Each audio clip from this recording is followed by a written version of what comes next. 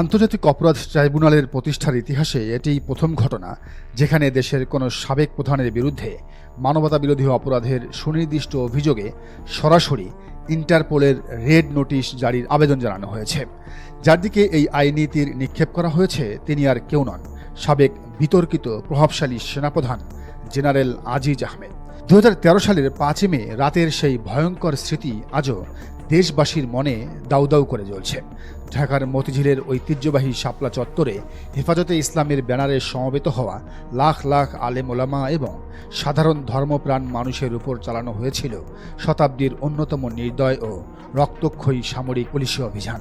একই ঘটনার ধারাবাহিকতায় পরদিন নারায়ণগঞ্জের সিদ্ধিরগঞ্জেও চলে নির্বিচারে গুলিবর্ষণ। দীর্ঘ 1 দশক ধরে চাপা পড়ে থাকা সেই রক্তঝরা ঘটনার বিচারিক তদন্ত আজ অবশেষে আলোর মুখ দেখতে শুরু করেছে। আন্তর্জাতিক অপরাধ ট্রাইব্যুনালের চিফ প্রসিকিউটর আইনজীবী মোহাম্মদ আমিনুল ইসলাম সাংবাদিকদের কাছে আনুষ্ঠানিকভাবে নিশ্চিত করেছেন, তিনি জানান, পুলিশ সদর দপ্তরের আইজিপি এবং বাংলাদেশ পুলিশের ইন্টারপোল ন্যাশনাল সেন্টার ব্যুরো তথা এনসিবির দায়িত্বপ্রাপ্ত অতিরিক্ত আইজি বরাবর একটি সুনির্দিষ্ট আইনি চিঠি পাঠানো হয়েছে।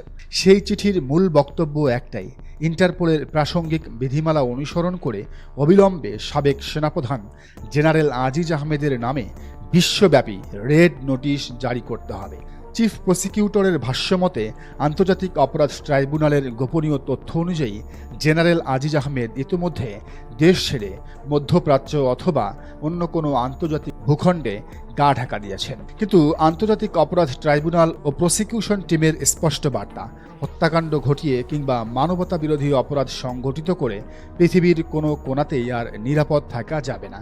ইন্টারপোলের আন্তর্জাতিক নেটওয়ার্ক ব্যবহার করে এই পলাতক আসামিকে যে কোনো মূল্যে বাংলাদেশে ফিরিয়ে এনে আদালতের কাঠগড়ায় দাঁড় করানো হবে। কিন্তু প্রশ্ন উঠছে, কে এই জেনারেল আজিজ আহমেদ? কিভাবে তিনি একজন সামরিক অধিনায়ক থেকে রূপ নিলেন স্বৈরাচারের অন্যতম মূল খুঁটি হিসেবে?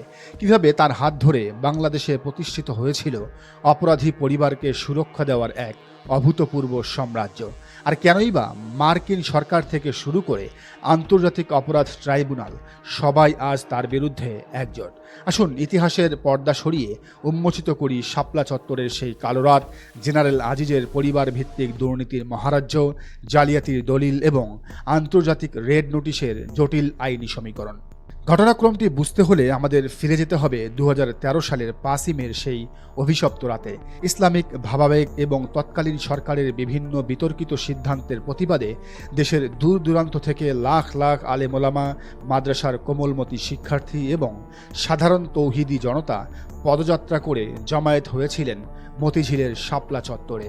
দিনের আলো গড়িয়ে যখন রাত নামল, তখন হঠাৎ করেই চারপাশ ঘিরে ফেলা হলো। অভিযোগ রয়েছে, তৎকালীন বিজিবির মহাপরিচালক হিসেবে দায়িত্বে থাকা মেজর জেনারেল আজিজ আহমেদ এবং অন্যান্য আইনশৃঙ্খলা রক্ষাকারী বাহিনীর প্রধানদের নিয়ন্ত্রণে শুরু হয় এক বর্বর যৌথ অভিযান, অপারেশন ফ্ল্যাশ আউট। অন্ধকার নেমে আসার পর মূল বিদ্যুৎ সংযোগ বিচ্ছিন্ন করে দেওয়া হয়। Sound grenade, tear shell, heavy মারণাস্ত্রের গর্জন এবং হাজার হাজার মানুষের আর্তচিৎকারে থমকে গিয়েছিল পুরো ঢাকা শহর। অসহায় মানুষের উপর পয়েন্ট ব্ল্যাঙ্ক রেঞ্জ থেকে গুলি চালানোর নজিরবিহীন অভিযোগ ওঠে সেই রাতে। রাস্তায়, ড্রেনে এবং গলির মুখে আলেম ওলামাদের তাজা রক্তে ভেসে গিয়েছিল মতিঝিল এলাকা। পরদিন অর্থাৎ 6 মে একই ধরনের নির্দয় গুলিবর্ষণের পুনরাবৃত্তি ঘটে নারায়ণগঞ্জের সিদ্ধিরগঞ্জ মহাসড়কে। সেখানেও বেশ কয়েকজন নিরীহ মানুষকে হত্যা করা হয়। দীর্ঘদিন এই ভয়াবহ সত্যকে রাষ্ট্রীয় ক্ষমতার শক্তিতে ধামাচাপা দিয়ে রাখা হয়েছিল। কিন্তু ছাত্র জনতার জুলাই গণ অভ্যুত্থানের পর সত্য আর আটকে থাকেনি। গত 27 জুলাই আন্তর্জাতিক অপরাধ ট্রাইব্যুনাল শাপলা চত্বর ও সিদ্ধিরগঞ্জের হত্যাযজ্ঞের মামলায় মানবতা বিরোধী অপরাধের অভিযোগ আনুষ্ঠানিকভাবে আমলে নেয়। এই মামলার 1 নম্বর আসামি ক্ষমতাচ্যুত সাবেক প্রধানমন্ত্রী শেখ হাসিনা, আর তার সহযোগী হিসেবে অভিযুক্ত 41 জন আসামির মধ্যে যেসব শীর্ষ ব্যক্তিত্বের নাম এসেছে তারা হলেন সাবেক সেনাপ্রধান আজিজ আহমেদ, তৎকালীন স্বরাষ্ট্রমন্ত্রী মহিউদ্দিন খান আলমগীর, স্বরাষ্ট্র প্রতিমন্ত্রী শামসুল হক টুকু, তথ্যমন্ত্রী ও জাসদ সভাপতি হাসানুল হক ইনু এবং তৎকালীন গণজাগরণ মঞ্চের মুখপাত্র ডাক্তার ইমরান এইচ সরকার। ট্রাইব্যুনাল ইতিমধ্যে পলাতক আসামিদের বিরুদ্ধে গ্রেফতারি পরোয়ানা জারি করেছেন এবং অন্য মামলায় ইতিমধ্যেই গ্রেফতার থাকা আসামিদের ট্রাইব্যুনালে হাজির করার নির্দেশ দিয়েছেন। এই সুবিশাল মামলার প্রথম আন্তর্জাতিক ধাক্কাটি গিয়ে পড়ল বিদেশে পলাতক আজিজ আহমেদের উপর। জেনারেল আজিজ আহমেদ কেবল শাপলা চত্বরের অপরাধের সাথেই যুক্ত নন, তার সেনাপ্রধান থাকাকালীন সময়টা ছিল বাংলাদেশের সামরিক ও প্রশাসনিক ইতিহাসের সবচেয়ে বিতর্কিত অধ্যায়।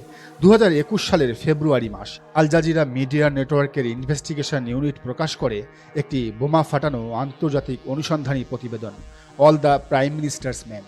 সেই প্রতিবেদনে বিশ্ববাসীর সামনে নগ্নভাবে ফুটে ওঠে কিভাবে রাষ্ট্রীয় ক্ষমতার শীর্ষ পদে থাকা একজন সেনাপ্রধান তার অপরাধী ভাইদের আন্তর্জাতিক নেটওয়ার্ক পরিচালনা করতে নিজের পদ ও পদবীকে ঢাল হিসেবে ব্যবহার করেছিলেন। প্রতিবেদনটিতে জেনারেল আজিজ আহমেদের ভাইদের অপরাধমূলক কর্মকাণ্ডের এক চাঞ্চল্যকর চিত্র তুলে ধরা হয়। জেনারেল আজিজের দুই ভাই হারিস আহমেদ এবং তোফায়েল আহমেদ ওরফে জোসেফ বাংলাদেশে হত্যা ও বিভিন্ন অপরাধের সাজাপ্রাপ্ত আসামি ছিলেন। রাষ্ট্রীয় ক্ষমতার ভয় দেখিয়ে এবং তৎকালীন প্রধানমন্ত্রী শেখ হাসিনার অনুকম্পায় তাদের সাজা মৌকুফ কিংবা গোপনে দেশত্যাগের সুযোগ করে দেওয়া হয়। সাথে আইনি জটিলতা থেকে বাঁচতে জেনারেল আজিজের সরাসরি সহযোগিতায় তার ভাই হারিস আহমেদ নাম পরিবর্তন করে বনে যান হাসান। একইভাবে অন্য ভাইদেরও ভুয়া আইডি এবং জাল নথিপত্র ব্যবহার করে পাসপোর্টের ব্যবস্থা করে দেওয়া হয়, যা দিয়ে তারা আন্তর্জাতিক পর্যায়ে অবাধে চলাচল করতেন। আন্তর্জাতিক ক্ষেত্রে জেনারেল আজিজের দুর্নীতির চূড়ান্ত পরিণতি ঘটে মার্কিন পররাষ্ট্র দপ্তর আনুষ্ঠানিকভাবে সাবেক সেনাপ্রধান আজিজ আহমেদ এবং তার পরিবারের নিকটতম সদস্যদের উপর মার্কিন নিষেধাজ্ঞা আরোপ করে। এই নিষেধাজ্ঞার মাধ্যমে যুক্তরাষ্ট্রে আজিজ আহমেদ ও তার পরিবারের প্রবেশ সম্পূর্ণ নিষিদ্ধ করা হয় এবং তাদের যে কোনো মার্কিন ব্যাংক ও আর্থিক নেটওয়ার্ক ব্যবহারে লাল বাতি জ্বালিয়ে দেওয়া হয়। আন্তর্জাতিক অঙ্গনে এটি ছিল তৎকালীন শেখ হাসিনা সরকারের মেয়াদের সবচেয়ে বড় কূটনৈতিক চর। যুক্তরাষ্ট্রের নিষেধাজ্ঞা, দুদকের মামলা আর ভাইদের জালিয়াতি এসবের চেয়েও শতগুণ বড় বিচারিক আতঙ্ক হয়ে এখন আজিজ আহমেদের সামনে দাঁড়িয়েছে শাপলা চত্বরের মানবতা বিরোধী অপরাধের মামলা। ক্ষমতার দাপট, সামরিক পোশাক আর রাজনৈতিক তোষামত দিয়ে তৈরি করা জেনারেল আজিজ আহমেদের সেই কাচের প্রাসাদ আজ পুরোপুরি চুরমার। একদিকে দুর্নীতির পর্বতসম বোঝা, অন্যদিকে শাপলা চত্বরের শত শত নিষ্পাপ মানুষের রক্তের দাগ। আন্তর্জাতিক অপরাধ ট্রাইব্যুনালের এই ঐতিহাসিক রেড নোটিশের আবেদন প্রমাণ করছে পাপের ঘরা পূর্ণ হলে পলায়নের পথও রুদ্ধ হয়ে যায়। ইন্টারপোলের আন্তর্জাতিক হুকুমদামে শেষ পর্যন্ত কি কাঠগড়ায় এসে দাঁড়াতে হবে জেনারেল আজিজকে? শাপলা চত্বরের শহীদদের পরিবার কি তবে দীর্ঘ 1 দশক পর পেতে যাচ্ছে কাঙ্ক্ষিত ন্যায় বিচার, নাকি এই রেড নোটিশ কেবলই কাগজে কলমে সীমাবদ্ধ থাকবে? প্রিয় দর্শক, পুরো বিষয়টিকে আপনি কীভাবে দেখছেন জানান মন্তব্যের ঘরে। আর এই চ্যানেলে নতুন হলে অবশ্যই সাবস্ক্রাইব করুন এবং বেল আইকনটি বাজিয়ে রাখুন।